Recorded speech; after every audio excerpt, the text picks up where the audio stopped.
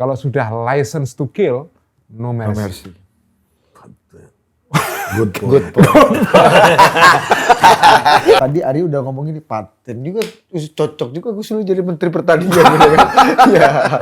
Apapun yang dikerjakan orang itu disalahin semua. Ada 11 pacunya, berarti dia punya 11 Korea yang kerja sama dia. Iya. Berarti dia nggak Korea. Berapa luas tanah yang harus digarap dengan 11 pacul?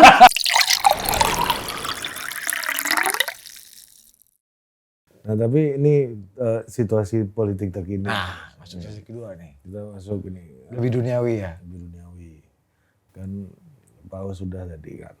Nah ini gimana Gus Ulil melihat kejadian-kejadian terkini lah gitu. Terutama di di pemerintahan Pak Prabowo yang orang-orang lagi banyak ribut misalnya kepala PCO baru mundur. Ya.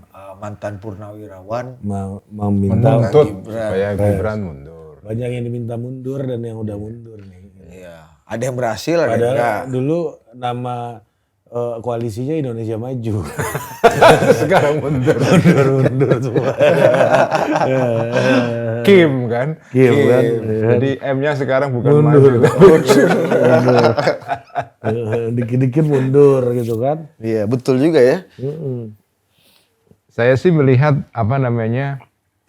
ya kalau mundurnya Mas Hasan Nasbi ya mungkin itu Anda lebih tahu lah apa cerita di balik layarnya ya. Tapi kalau kita minta perspektif. Tapi kalau dinamik para purnawirawan TNI yang meminta Gibran mundur itu, ya bagi saya itu dinamik yang memang menimbulkan riak yang lumayan itu. Ya karena para purnawirawan TNI, apalagi Pak Astri Sutrisno Ikut tanda tangan ya, meskipun mungkin kita nggak tahu apakah itu betul-betul tanda tangan atau dicatut tanda tangannya ya.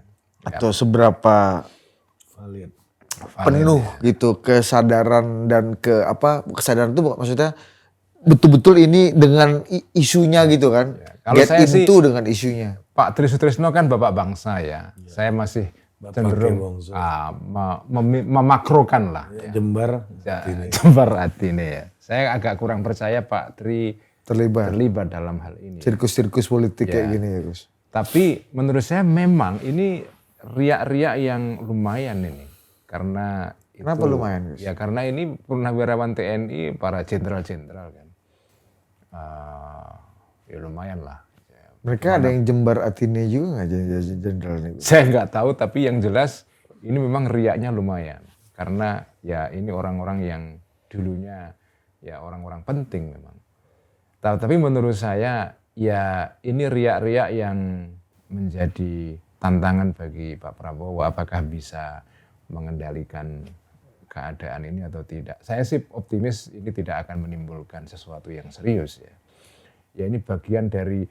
Jadi ini kalau kita lihat dalam konteks pembicaraan kita di pertemuan sebelumnya ya bagian dari delegitimasi kekuasaan Prabowo lagi-lagi melalui Pak Jokowi atau orang-orang yang dekat dengan Pak Jokowi dalam hal ini Gibran ya. Jadi ini ya upaya untuk melemahkan lah ya pemerintah Pak Prabowo. Apakah Pak Prabowo bisa menghadapi ini atau tidak, ya kita belum tahu, tapi saya optimis Pak Prabowo bisa. Pak Prabowo bisa. Ini bagian dari dinamik kekuasaan yang memang ya harus diatasi. Karena kalaupun betul pengakuan Profesor Satrio Sumantri Brojonegoro beberapa waktu lalu, beliau kan mengaku juga mundur kan. Ya. Jadi dalam waktu 100 hari kurang lebih, 120 hari, 130 hari sekarang, 40 hari itu udah ada 2 menteri yang mengundurkan diri Gus. Ini kan kalau menteri di reshuffle itu kan kita sering mendengar ya. Tapi kalau menteri mengundurkan diri ini kan agak jarang di Republik ini Gus. Ya nggak Gus? Ya nggak Gus? Ya tapi mundurnya kan karena ada dinamik. Bukan mundur karena... Saya melihatnya ya. Ya semua mundur juga karena dinamik. Maksudnya ini, bukan Gus. mundur karena dia misalnya ada keadaan yang memaksa dia mundur gitu loh. Kalau Pak Satrio jelas lah ada keadaan yang memaksa dia mundur. Kita tidak usah membahas detailnya, tapi ada keadaan yang membuat beliau berkeputusan untuk mundur. Nah, Hasan Nasbi saya tidak tahu, tapi kan ada kejadian kemarin yang membuat dia menjadi pusat bulian kan. Saya nggak tahu apa yang terjadi sesungguhnya, saya nggak tahu, terus terang ya nggak tahu. Tapi menurut saya ini bukan mundur dalam pengertian mundur protes. Tidak vote of vote of non-confidence. Mundur karena tidak percaya lagi. Bukan mosi tidak percaya. Bukan mosi tidak percaya. Mundur untuk oposisi ini. Oh iya enggak, saya tidak melihat itu. Nah, kalau yang jadi oposisi biasanya yang di reshuffle kemudian jadi oposisi banyak, Ri. Menteri yang mundur karena oposisi karena dalam jumlah besar itu ya dulu ketika akhir Soeharto itu. Rame-rame mundur 14 menteri itu. Nah, itu mundur yang memang sengaja untuk oposisi memang. Setelah itu kan hampir kita nggak mendengar ada menteri yang mundur. Kalau nggak, ya menteri di reshuffle. Di reshuffle ya. Tapi ini mundur bukan karena vote of non-confidence untuk protes. Tapi ini ya mundur karena sesuatu yang terjadi pada saat itu. Yang memaksa menteri yang bersangkutan mundur itu. Berarti negara bisa jadi kalah dengan mob netizen, dengan kekuatan non-state actor dong kalau kayak gitu, Gus.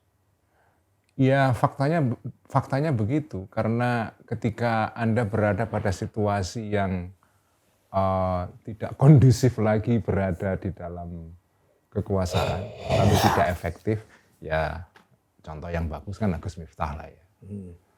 Ya mundur juga kan? Mundur 3 berarti nih. Gus Miftah kan juga selevel menteri ya? Ya, UKP utusan. Ya, utusan presiden. Ya. Jadi ketika itu kan ada pressure memang, dan mungkin Agus Miftah merasa tidak lagi produktif atau menguntungkan pemerintahan Pak Prabowo jika dia ada di dalam. Mungkin saya nggak tahu pertimbangannya. Tapi kan jelas itu bukan karena protes kan.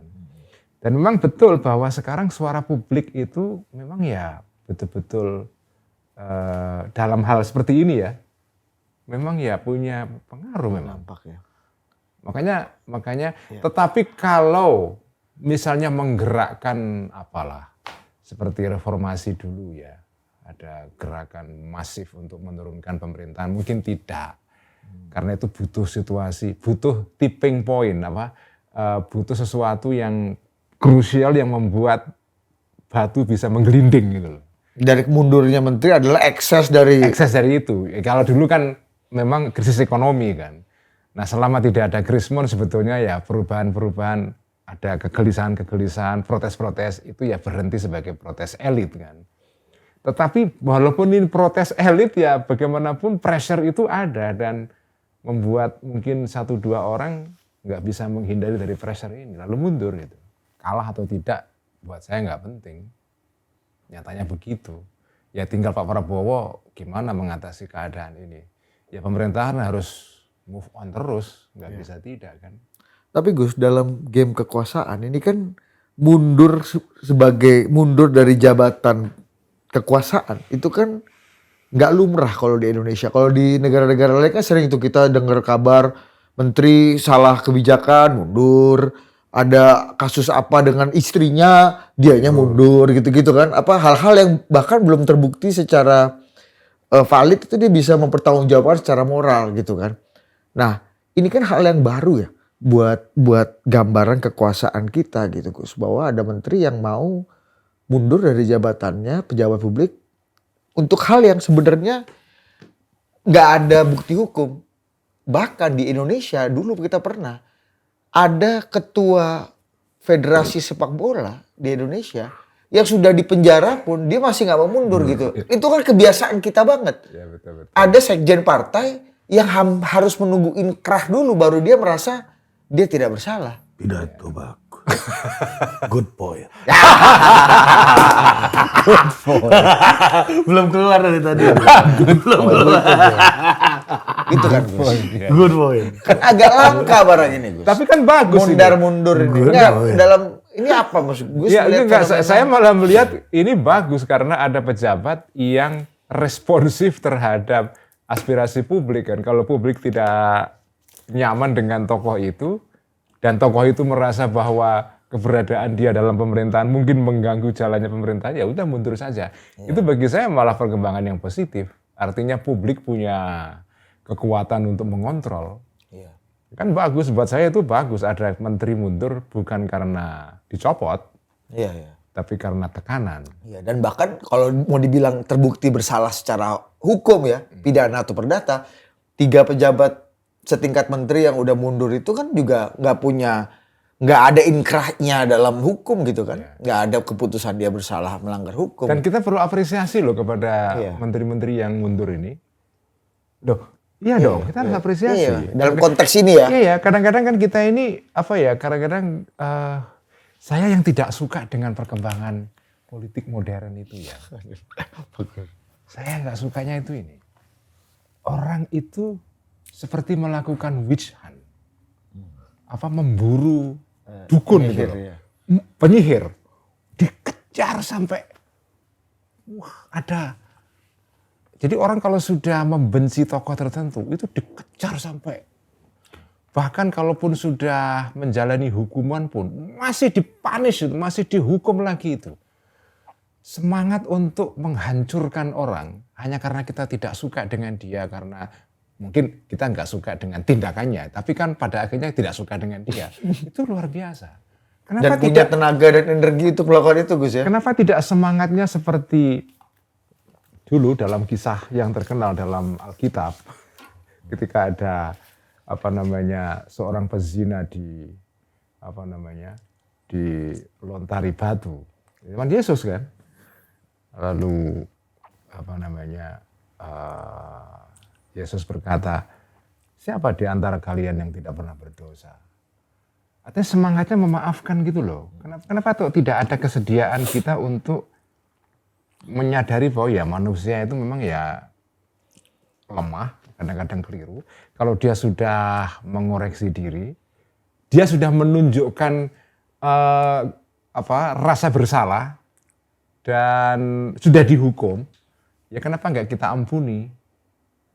Nah sekarang itu ada semangat witch hunting seperti itu di dalam konteks politik itu. Kamu kalau sudah tidak suka dengan tokoh tertentu, kamu timpukin sampai sehabis-habisnya itu. Nangkepin maling ayam ini. Betul, semangatnya itu kayak vendetta. Vendetta. Aduh kenapa saya nggak suka itu. Ya mungkin saya naif ya. Saya naif ya. Mungkin kayak zaman Orde Baru awal memburu PKI dan komunis gitu. Itu Gus ya. Kenapa kok kita begitu? Kejam banget gitu loh. Orang sudah, ya ini baik berlaku bagi kelompok yang sebelah kanan, sebelah kiri, dua-duanya sama begitu. Kelakuannya sama. Jadi kalau sudah benci kepada seseorang, dihabiskan kebenciannya itu. Dihabisi sampai sehabis-habisnya itu. Mungkin saya naif, mungkin politik ya begitu. The mechanic of politik mungkin ya begitu itu ya. Tapi saya mengatakan no mercy ya. No mercy. Kalau sudah license to kill, no mercy. No mercy. Good point.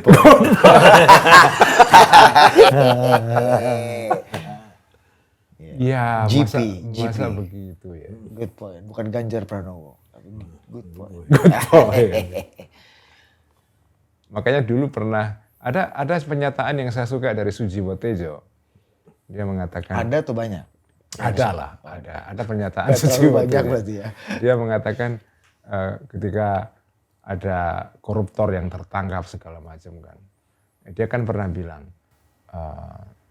ya orang-orang ini selain dihakimi oleh hukum, juga dihakimi oleh publik gitu kan. Masa kita harus hukum 2 kali gitu, kata Sujiwo Tejo. Atau saya lupa persisnya dia mengatakan apa, tapi kira-kira kenapa sih kita tidak menunjukkan sedikit simpati karena orang-orang ini kan sudah dihukum. Sudah menjalani hukumannya, kadang-kadang setelah menjalani hukumannya kita hukum lagi. Kenapa harus begitu gitu. Belum tentu kalau kita berada pada situasi seperti itu juga juga kuat gitu. Ini dan kita mungkin saja dalam kehidupan di hari depan akan kita mungkin juga terjebak dalam kesalahan yang sama gitu. Jadi intinya adalah sikap untuk bersikap charitable. Charitable itu artinya kita memberikan rasa simpati, dermawan.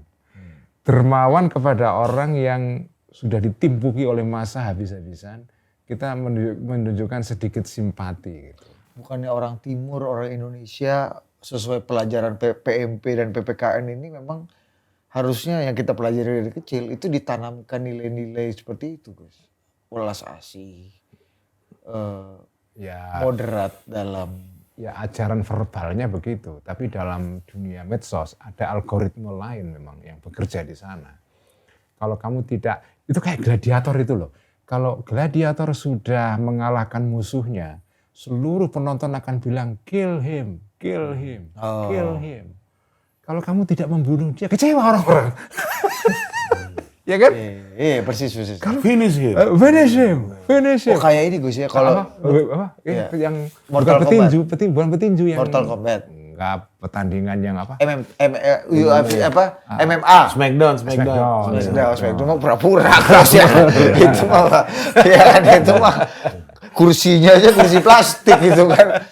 Pura-pura gitu. Artinya kalau orang agak mirip sama ini ya Gus ya, kalau di medsos itu belakangan nih. Misalnya soal pelecehan seksual atau KS lah, kekerasan seksual. Kadang-kadang kita bersama korban ini juga kita sama sekali nggak mempertimbangkan aspirasi, pendapat dan pengakuan mungkin perspektif dari yang disangka pelaku gitu kan. Ya misalnya kalau terakhir gitu kita lihat apa yang menimpa Gofar misalnya, yang udah habis secara publik, pada ujungnya kan akhirnya si perempuannya nggak bisa membuktikan apa-apa, nggak mau melaporkan ke polisi. Kayaknya hukuman netizen ini udah sama kayak capital penalty ya. Betul. Kayak Susah, kalau capital penalty udah meninggal kan habis itu kan. Selesai. Iya kan? Kalau ini karena masih hidup dihukum terus. Iya. Nggak pernah habis-habis ini. Seumur hidup itu. Jadi semangatnya adalah semangat yang sering saya bicarakan dalam forum ini, cancel culture. Orang di cancelnya itu. Kenapa sih tidak ada rasa sedikit simpati gitu sebagai manusia lah ya. Tapi kan saya mengatakan begini kan ini politically incorrect karena dianggap simpati kepada pelaku kekerasan seksual atau pelaku kejahatan atau koruptor atau apa. Enggak, saya setuju kepada hukuman kepada orang-orang yang melakukan kejahatan ini. Dan kita berpihak dan bersama korban itu setuju. Tetapi orang ini ketika sudah dihukum oleh hukum ya, kenapa harus dihukum lagi? Kenapa harus dihukum? Karena nggak percaya sama institusi hukum. Betul, persis itu. Ya tapi kan nggak fair juga orang ditimpa. Itu kan seperti dalam istilah hukum di Amerika namanya double jeopardy. Orang dihakimi untuk kesalahan yang sama 2 kali. Double jeopardy itu kan. Iya kan? Itu double jeopardy itu. Ya, saya paham kenapa publik seperti itu. Tapi ada beberapa kasus di mana orang-orang itu tidak layak dibegitukan. Yang paling mengganggu Gus Dur apa misalnya? Misalnya nih, contoh aja. Yang udah terjadi dan udah harusnya nggak seperti ini banget gitu. Ya, yang paling kelihatan ya Pak Jokowi lah sekarang ini. Pak Jokowi ini kan dikejar terus itu. Soal ijazah, soal macam-macam. Gibran kan dikejar macam-macam sampai pokoknya dicari aja kesalahannya itu. Sesuatu yang bagi saya tidak masuk akal aja. Dan orang yang membela Jokowi dianggap ikut sama-sama menistanya gitu. Nistanya dengan Pak Jokowi gitu. Iya. Jadi semangat membunuh orang tanda kutip ya. Sampai sebunuh-bunuhnya. Itu tampak sekali di dalam komunikasi kita di ruang media sosial ini. Ya padahal kekuasaannya sudah berakhir kan? Sudah berakhir. Kenapa sampai begitu gitu ya. Nah, dan Pak Jokowi bisa aja tuh di sisi lain dia menikmati itu juga sebagai bagian dari engagement politik. Kalau dari segi politik ya Gus. Good boy. Ya nggak tahu. Mungkin kita kan nggak harus tanya Pak Jokowi itu apakah Iya, Pak Jokowi iya, menikmati iya. atau Kan enggak. kalau dalam konteks multiple maslahat, Pak Jokowi yang mengakui dan dia mengakui juga menyetujui, mengimani multiple maslahatnya Gus Ulil ini, mengutip pasti ada maslahat dari caci makian orang sebanyak itu kan. Ya dia populer kan. Iya. Populer terus ya. Ya tapi kan tetap itu membuat situasi komunikasi sosial itu keruh gitu. Nggak enak banget kita kalau mau nengok-nengok media sosial itu akhir-akhir ini Capek ya. capek banget itu. Nggak enak banget itu. Keruh banget. Nah ini coba saya mau ngambil dari angle yang lain nih Gus. Tapi kenapa orang-orang ini bisa bertahan dengan Caciannya kehidupan itu? Karena menurut saya nih ya, Orang-orang pelaku atau korban? yang mencaci-caci Pak Jokowi misalnya gitu. Contohnya karena Gus Ulil energinya kok bisa gitu. Kalau itu tuh kan berat hidup kayak gitu tuh. Kita misalnya saya nggak suka sama Budi nih, saya mungkin akan resign dari total politik gitu misalnya. Iya capek-capek Karena amat lu. capek saya lihat dia terus kan tiap hari Iya, gitu. iya. Nah ini bisa Atau dia nyuruh gue ngurus tinju ini kan. Gue usir aja ke tinju barang ini kan. dia merasa digitu. Karena terlalu banyak lihat kasus orang digeser. Dia. Padahal Kita bukan jadi itu. sensitif Bukan, sama padahal kan ini sensitif sama rumah tangga ini Gus. Padahal kita kan maksudnya biar ada perwakilan di situ kan. Iya kan? Ini kan kayak ditendang ke atas jadi dubes ini kan Gus. Supaya ada perwakilan kita di Korea nih dah. Iya kan? Kamu Enggak, kalau Korea masih top Bos. mana? Iya kan? Kazakhstan. Enggak. Kalau ditaruh perwakilan di mana gitu kan misalnya. Iya kan? iya mereka ini sana ya. Ya negara-negara Botswana yang ya sorry itu saya secara tier diplomasi itu kayaknya kita nggak ada urusan juga sama negara itu. Gitu. Itu baru. Ada nggak ada barang ini? Kalau kata Iya. Bang Pacul ini bilangan 0. Bilangan 0 itu tidak menambahi atau tidak mengurangi. Tidak menggenapkan dan tidak mengganjilkan. Iya. Jadi ada nggak ada kamu ya nggak ada artinya. Ya walaupun penting gitu ya. Ya, itu. Jabatan juga penting, kita punya hubungan diplomasi. Betul, karena- Cuma kalau dari menteri ke dubes Amerika kan masih Paten. kan. Tapi ada negara-negara yang bahkan neraca perdagangan kita 0 gitu kan. dua-duanya 0 kan. Neraca perdagangan 0. Warga negara nggak sampai 20 misalnya kan ya nggak? Itu lu kayak disuruh bangun rumah dari tanah kosong ini, Bos. Ya, tapi kan jadi dubes kan lumayan. Ya iya kalau dari segi lumayan kan. Tapi kan bisa di konteksnya Tapi disingkirkan. kalau dari menteri kan agak jauh tuh, Bos. Dia tendang ke atas. Oh kamu luar biasa dan berkuasa penuh. Iya kan? Mobilmu RI1 di sana. Ya, DBLBPP ini kan. Jadi tadi kembali ke tadi, jadi energinya Banyak untuk luar biasa itu. Iya, karena berat loh itu. Betul ya, kok bisa ya mereka ini ya di satu pihak ini juga prestasi juga ya, kok mampu membenci seseorang dalam durasi waktu Iya, yang hebat lama. Iya, Lama loh itu. Saya kalau misalnya nggak suka sama Gus Ulil mungkin saya nggak datang. nggak datang langsung. Udah kayak gitu aja to the kan. point aja. Tapi kan masih dipisui. Kalau dipisu kan nggak bisa. Kalau misui kan orang punya energi, Gus. Maksudku apalagi orang-orang yang misui atau membuli orang ini kan juga nggak pernah ketemu Enggak, gua konteksnya. lu ini dia belum punya Allah. hubungan permanen ini Hari itu kan. gini, kadang-kadang dia lupa. Dia lagi gak suka sama orang, dia pisui terus kadang-kadang 3 bulan gak habis-habis tema nih Dinda ya kan. Enggak, tapi kan Lu selesai. Pisui terus nih. Tapi Oh, iya, selesai. iya, betul. Di-cut hubungannya, udah selesai. Enggak, tapi kan orang-orang bulliers ini kan ke orang ini juga nggak ada. Dia dari jarak jauh aja kan kirim rudal molotov. Iya, gitu tapi kan capek loh Bos, sama aja kan. ya, capek. Medsos tuh kan membuat kita mendekat. Capek ya. Iya. capek. Kenapa mereka nggak capek? Ya, saya nggak tahu itu. Mungkin dibayar ya. Kenapa? Mungkin dibayar. Enggak Gus, kenapa membenci orang itu jadi energi? Ya, tapi memang ada, saya kira, saya tidak mengatakan semua dibayar ya. Pasti di antara pembenci-pembenci ini, Pak Jokowi. Ada yang ideologis. Ada yang ideologis, genuine, tidak artifisial. Jadi memang ya hidupnya dibaktikan untuk Membenci Pak Jokowi. untuk ini, membenci Jihad ini. di jalan Jokowi Ya, ini. karena mungkin dengan membenci ini dia mencapai kebajikan gitu ya. Jadi nilai. Jadi kalau sudah basisnya nilai kan ya lama ya. Mungkin saya tidak memustahilkan, tidak menafikan bahwa ada orang-orang yang memang membenci Pak Jokowi atau membenci Gibran misalnya. Itu adalah mission sacré misalnya. Oh, mission sacré. Apa itu guys bahasa manusianya apa? Misi suci. Perang suci ini kan. Mission sacré. Keren itu ya. Juga. Kan ada juga orang-orang yang mission membenci sacré. kelompok lain itu adalah sebentuk misi suci. Ada lah itu ya. Kayak perang salib ini ya. Banyak ya.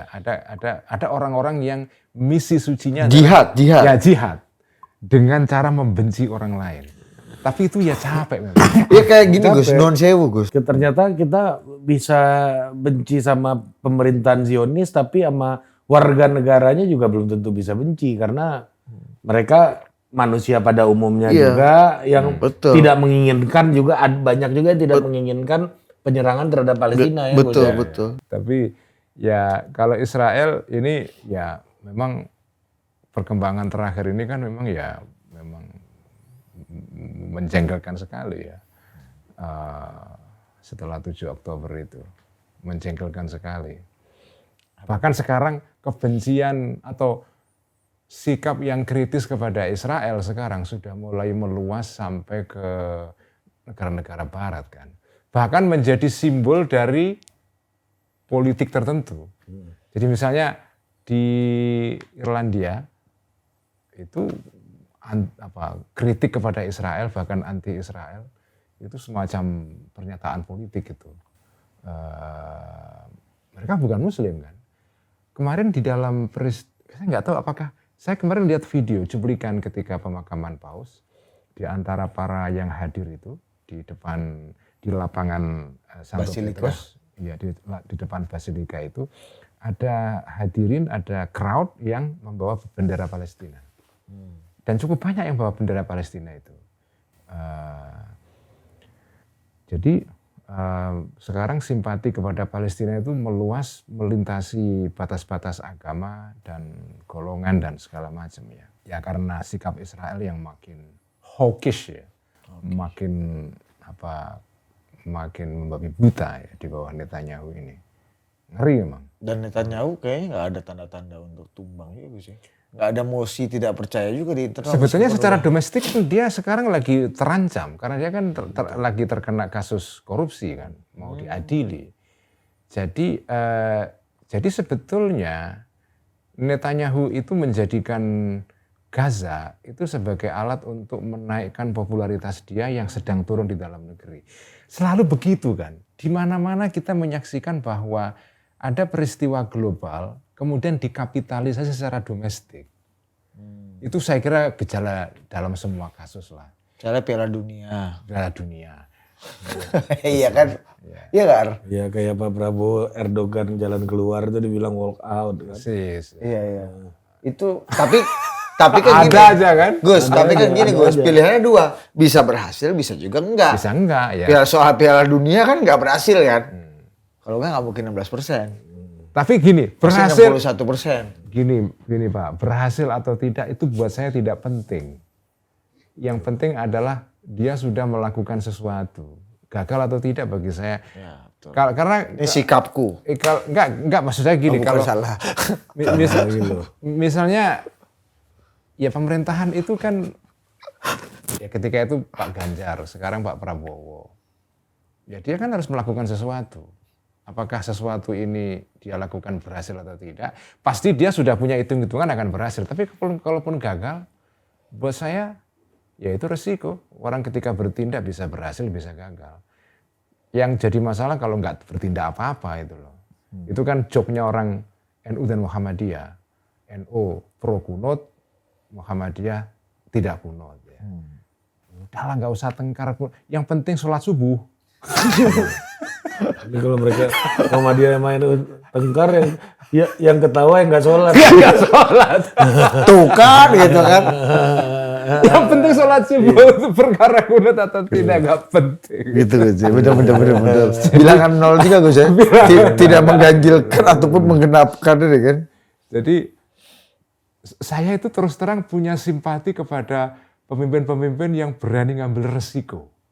Melakukan sesuatu yang besar itu. Ganjar berarti Gus Ulil ambil ini dong. Enggak, saya sedang bicara tentang Pak Prabowo ini. Justru Baru kita ngomongin. Justru Ganjar tuh karena nggak mau ngambil risiko, nggak didukung sama Bu Mega, makanya kayak gitu. Oh iya, Iya. dalam konteks itu ada Iya, lagi ya. justru dia nggak mau ngambil Iya, risiko. iya. Meskipun dia mengambil resiko untuk berpisah dengan Pak Jokowi. Iya, Iya kan? makanya, Dari tapi- segi itu dia beresiko. Iya, tapi dia di Bu Mega nggak mau berisiko. Orang mempet tekan Bu Mega, Pak Jokowi kan nggak bisa tekan. Ya, ternyata Iya, ternyata. salah itu Anda. Iya kan? Itu lagusnya kan. Jadi Gus Ulil nggak risiko- menghindari ya, Pak tapi Prabowo Ganjar gimana? menghindari Gus Ulil. Ya, Pak Prabowo ambil risiko apa lagi, Gus? kurang produktif. Kami suka Gus. Tapi kayaknya Pak Prabowo nggak suka ambil risiko, Gus. Dirangkul semua. Iya, semua dirangkul. Gimana risiko di mana? Dia enggak, dia mengambil resiko besar dengan membuat program misalnya makanan bergizi gratis, food security, itu kan ambisi-ambisi besar itu. Koperasi Merah Putih. Ya macam-macam, ada Nantara. Jadi menurut saya Pak Prabowo itu kan kira-kira, saya membaca pikirannya itu adalah ada proyek besar yang dia mimpikan, resikonya banyak, untuk sukses maka dia harus dapat dukungan dari semua pihak itu. Tapi dia mengambil resiko besar dengan membuat mimpi yang seperti itu.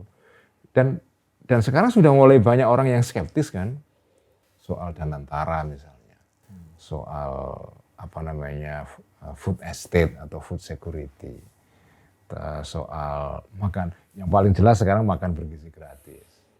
Itu kan ambisi besar itu, gede banget loh itu, gede banget itu, resikonya besar itu. Sama kayak dulu Pak Harto punya program KB atau ICSD KB. Impres. Swasembada pangan. Swasembada pangan. Benar. Dan berhasil kan. Sekarang juga sama kan, dia menggenjot juga swasembada pangan. Kemarin saya baru mendengarkan presentasinya Menteri Pertanian kita, Pak Andi Amran Sulaiman itu. Menarik itu, bagaimana dia kerja keras untuk menuntut, untuk mengejar target yang diberikan Pak Prabowo untuk swasembada pangan dalam waktu 2 tahun misalnya. Itu luar biasa. Artinya cerita dari dalam ya, itu ada hal-hal yang selama ini nggak pernah kita ketahui di luar. Kerja Ada kerasnya. heroisme di situ. Sudah pasti. Sudah pasti. Tapi heroisme itu kan kembang-kembang ya. Tapi bahwa ada kerja keras yang dilakukan di sana untuk mengejar mimpi itu iya. Heroisme baru bisa berlaku ketika produknya udah betul-betul dilaksanakan. Iya, dan memang nyatanya benar gitu kalau menurut data-data yang diberikan oleh Kementerian Pertanian bahwa sekarang kita sudah produksi padi kita, saya nggak tahu karena saya bukan orang pertanian ya, tapi data yang kemarin saya dengarkan dari Pak Amran itu, ya kita sekarang produksi padinya itu meningkat tajam. Ya, kalau Gus Ulil orang politik, tadi Ari udah ngomong ini paten juga, cocok juga Gus Ulil jadi Menteri Pertanian. Gitu kan? Ya. Tapi itulah hebatnya Gus Ulil. Dari Gangga tadi, Koklam. Basilika Santo Petrus. Ini Sunda Wiwitan. Sunda Wiwitan, terus mendengarkan presentasi Menteri Pertanian yang beliau nggak pernah bertani. Tadi ngaku saya belum pernah bertani. Tapi harusnya dijelaskan. Iya, tapi diundang Menteri Pertanian ini konteksnya apa? Hebat juga ya. Apa konteks? Apa konteksnya kan? Iya, betul. Oh, influencer. Iya kan? Bisa sampai ini kan? Nggak ada kaitan. Mungkin doa-doa mungkin atau apa gitu kan. Ya kan umatnya Gus Ulil kan banyak. Membantu menjelaskan bahwa pemerintah punya niat baik dan niat tulus dan niat kerja keras untuk melaksanakan itu kan penting. Makanya perlu. Tadi aku aja jadi yakin gara-gara Gus Ulil bilang yakin. Tadinya nggak begitu yakin. Karena aku percaya Gus Ulil, oh iya kayaknya yakin. Jangan percaya saya Enggak, juga. karena judgement Gus Ulil kan kayaknya sohi. Nah, gitu. Ya tapi Jangan salahkan saya sebagai pengikut Gus Ulil jadi percaya gitu loh maksudnya. Enggak, visi saya dalam melihat politik itu adalah begitu. Kan sekarang ada cara memandang itu kan, apapun yang dikerjakan orang itu disalahin semua.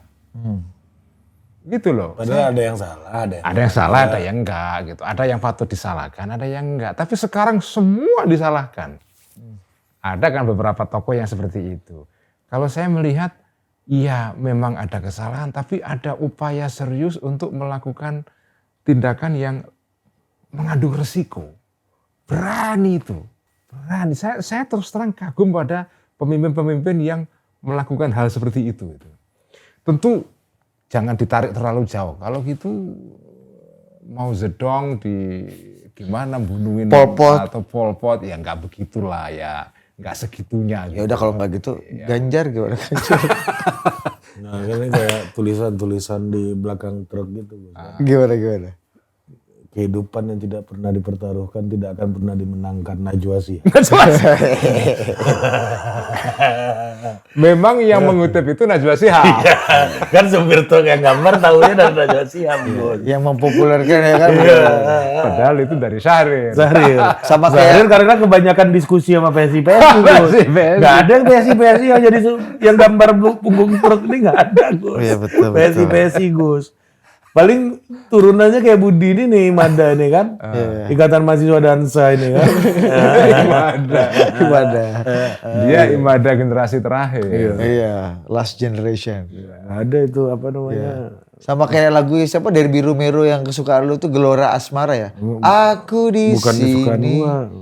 Ya dari Biru Merunya inilah mirip sama lu lah. Nah, kata itu lu. benar. Ya, Kata orang-orang. identik dengan Arif Putra. Ini yang mendengar siaran kita ini belum tentu loh mereka paham Imada itu. Oh iya benar-benar Imada betul. Imada. Panjang-panjang. Apa? Ya Imada tuh kan ya. Kalau para aktivis kan Yang tahu-tahu aja lah, capek juga jelasinnya Gus. Imada ini kan kayak apa ledekan kan. Mahasiswa PSI. Dia masih Sekarang kita mau jadi Soska ini gue. Soska. Ya Bang, dari Biru Meru. Iya, kita taunya Gelora apa? Aku Asmara. di sini Gelora Asmara ya. Apa sih? Iya, penyanyi. Itu kita nggak tahu, udah lupa kita. Padahal itu Kinan Nasution gitu kan. Taunya dari Biru Meru ini kan. Lupa orang ternyata gitu. Ya nggak Gus? Betul juga.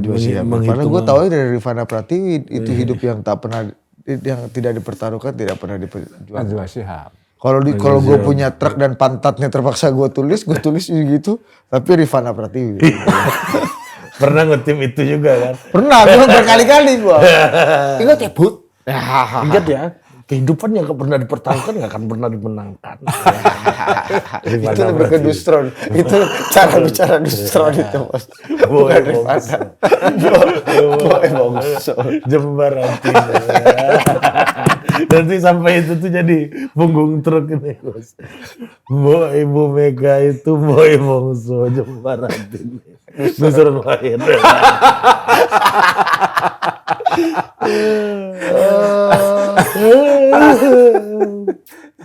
Tapi kalau Anda sudah masuk sampai ke pantat truk, itu berarti levelnya udah masif gitu ya. Iya, udah makom udah tinggi. Udah makom udah tinggi, itu sudah sampai. Rocky Gerung juga ada. Bawa Pacul juga ada, Bos. Bawa Pacul juga ada, Bawa Pacul. Kemarin pernah ganti body pantat truk dulu bawa Pacul. Ada Gus. Ada kan dulu. Jika dikau belum melenting jangan pikirin harga diri. Nah, tapi konteksnya lebih cocok itu. Dari semuanya Gus. Belakang truk itu kata-katanya yang paling truk tuh ya cuma Bambang Pacul. Kalau dikau belum melenting jangan pikirkan harga diri. Bambang Pacul. Gitu. Yang lain terlalu intelektual kan gue. Iya. Yang bahasa akar rumput. Rumit ini kan. Bertaruhkan menang. Bertarung terus bertempur. Mati juga kalau dimakan cacing. Kalau dimakan cacing kalau yang lain kan Gus. Kalau Bambang Pacul konkret kan. Konkret itu. Jika dikau belum melenting jangan pikirkan harga diri. Bambang Pacul. Rumit, cepat ya kan. Konkret. Itu mewakili rakyat kecil betul itu. Iya. Mewakili Korea. Dan kaum marhen nih kan. Gus Dur bagus juga kalau kita bisa memasangkan Gus Dur di ceramah dengan Komandan Pacul. Lu udah semuanya aja lu mau pasangan kemarin Dede. Dede Basri Lu mau pasangan jadi ketika kita wawancara sama Dede Basri, kita banyak mengutip soal Bawa Pacul. Ya kan? Jadi gue tanya kemarin nih, Bawa Pacul ini siapa sih, ekonom? Gue levelnya kok relevan ya? Oh iya, gue masuk semua aja ya diomongin Dede. Bapak Pacul juga pernah ngomongin ini. Bahaya banget kan. Iya. Tapi istilah Korea itu bagi teman-teman yang di Jakarta mungkin nggak memahami secara beneran loh. Iya. Istilah Korea itu istilah khas Jawa Tengah bagian Pantura dan sekitarnya. Itu khas Jawa Tengah itu. Di Jawa Timur nggak ada istilah Korea. Jadi di daerah saya sendiri kalau saya pulang kampung, sejak dari tahun 90-an akhir lah, itu sudah ada istilah Korea itu. Jadi Korea itu ya orang-orang kecil gitu. Jadi marhen dalam istilah yang lain.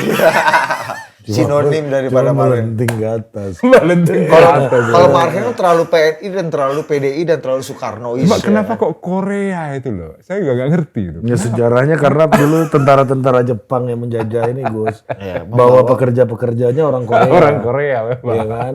Terus orang tua saya, kakek saya aja pernah bilang kata Pak Jul, Bambang, kamu udah kasih Korea-Korea itu makan. Artinya pesuruh-pesuruh ini. Iya. Tapi itu istilah khas Jawa Tengah itu.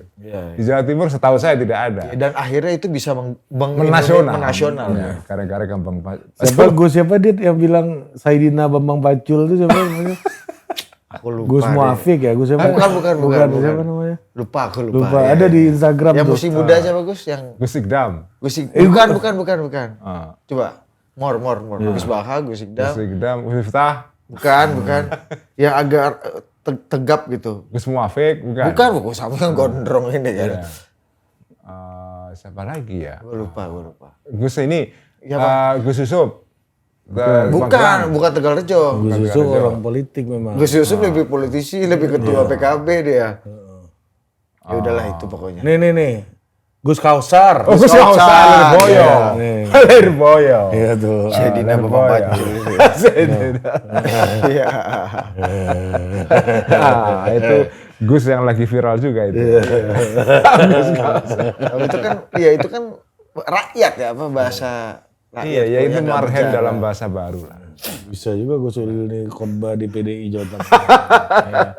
Dan Korea kan juga Korean Wave kan lagi populer juga belakangan. Jadi orang Jakarta juga punya atensi terhadap diksi ini. Ya, walaupun nggak ada hubungannya. Nggak ada hubungannya, tapi at least Sama lu Sintayong kan? ada cepet-cepet ini Nggak kan. ada lah dengan apa. Nggak ada hubungannya. Cuma maksudku orang nggak relaktan cepet gitu loh, ada Koreanya gitu loh. Gus. Iya, cuma asik ini. Korea dipakai sebagai istilah untuk menggambarkan orang-orang kecil itu. Dan kira-kira Gus, orang-orang yang dianggap Korea di Jawa Tengah ini kemudian menjadi istilah. Oh, seneng mereka. Nasional tuh seneng nggak Iya, Gus? seneng. Mereka sekarang diangkat apa nasibnya, apa nama baiknya lah, levelnya nasional kan. Dulunya kan yang tahu hanya orang Jawa Tengah. Sekarang tiba-tiba Korea. Oh, makanya elektabilitas Bambang Pacul gubernurnya gede juga kemarin ya, Gus ya. Inilah kadang-kadang disuka mancing-mancing bikin bahaya ini loh. Kasihan Bambang Pacul. Enggak kan gitu. surveinya gitu. Oh, iya. Ya kan, tapi udah tua Gus. Udah komorbid beliau. Komorbid udah ya. Pengakuan beliau ya. Iya pengakuannya. Pengakuan beliau. Kan kita nggak tahu faktanya siapa. Wah kalau ada hasilnya ini lihat aja hasil lab. Mungkin labnya juga sudah diakuisisi oleh beliau untuk memantapkan narasi ini kan. Kita bercandanya gitu Gus. Second opinion dari lab sebelah pun udah diakuisisi juga kan. Jadi ada pesan-pesan Gus buat Saidina Bambang Pacul. Biar bisa kita undang ke sini.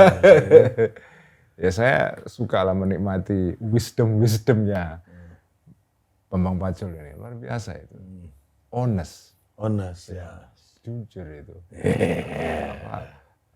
Apa namanya? Ya mengatakan sesuatu yang para politisi lain sungkan mengatakannya. Kita semua ini kalau sudah ketua partai telepon kita akan jalan Pak. Tapi Ini boleh gak? Gini kan dia bilang, ini boleh Pak. Mahfud ini galak-galak di sini. Begitu ditelepon ketua umum, siap ya kan? Pacul stop ya kan? Karena faktanya begitu kan. Iya Gus. jujur kan. Gus Dur dulu waktu ditelepon Mas Anas Urban gitu kan, oleh stop juga kan? Kemarin itu ada acara halal bihalal total politik Gus. Ada Pak Bambang Pacul juga. Apa dia bilang? Menjelaskan soal ilmu dolop. Ya kan? Ilmu dolop ini dia jelasin lah kan buat bikin kalah senang segala macam gitu kan. Dan ilmu dolop ini adalah ilmunya orang-orang tidak berpunya. Ini Pak Lutfi nggak akan ngerti. Ada Pak Lutfi ke situ. Pak Pandu Syahrir nggak akan ngerti ini. Lahir jebul udah kaya katanya. Ini ilmunya orang-orang yang nggak berpunya. Dolop. Ada istilah dolop di Jawa kan Gus ya? Iya. Nah itu Jawa Tengah juga, khas Jawa Tengah itu. Saya suka karena Bambang Pacul ini mempopulerkan istilah-istilah yang berasal dari daerah-daerah pinggiran Jawa Tengah itu. Dan dari kasta yang Rendah. Iya Dia kan? kan bukan Solo yang ningrat kan. Iya. Dia ini ya, Bukan kromo inggil seperti itu ya Gus. ya itu Korea itu. Tapi Korea itu. kemarin saya podcast sama penulis bukunya Bambang Pacul, Gus. Dia kan mengaku namanya Bambang Pacul gara-gara kakeknya banyak gantung-gantungin pacul depan rumah habis sawah. Coba kamu bayangin. Ada 11 Pak. Ada 11 paculnya. Berarti dia punya 11 Korea yang kerja sama dia. Iya. Dan Berarti kamu dia nggak kebayang Korea-Korea. berapa luas tanah yang harus digarap dengan 11 pacul? Pasti gede. Nggak mungkin dia miskin. Ya bener juga ya. Itu kita kurang kritis Pak Gus melihat ini. Kita sampein itu ke Pak Pacul, mukanya agak kurang sedih. Ketahuan. Iya, ini kayak dulu pesulap merah bongkar-bongkar rahasia sulap ini kan Gus. Pesulap merah ini kan Gus. Yaudah kita akhiri dulu Dinda. Oke. Ada lagi Gus yang perlu disampaikan ke Cukup lah. Jembar Atine. Jembar. Korea-Korea ini. yang kita hari ini sudah bahas cukup banyak hal yang penting-penting lah ya. Tiap minggu Gus. Bahaya kita juga nggak Luar prediksi. biasa itu. Dahsyat ya. Boy Bongso. Jembar hati. Ini sampai jumpa lagi. Nah.